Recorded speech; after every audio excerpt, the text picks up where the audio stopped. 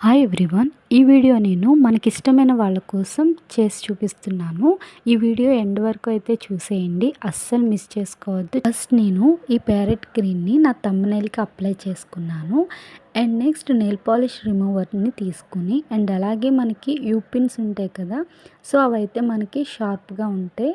So you పిన్కి ఈ nail polish రిమూవర్ని ఇలా చుట్టేసి దాంతో ఎస్ అనే అక్షరం రాశాను. సో ఆ ఎస్ అనేది ఎవరిదో నేను వీడియో ఎండింగ్‌లో చెప్తాను.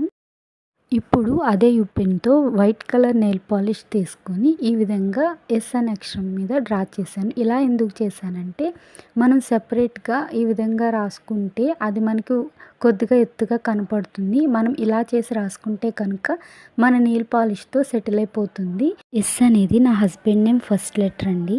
మీరు కూడా మీకు ఇష్టమైన వాళ్ళ కోసం ఈ విధంగా ట్రై చేయండి. ఈ వీడియో మీకు నచ్చితే ప్లీజ్ లైక్ చేయండి.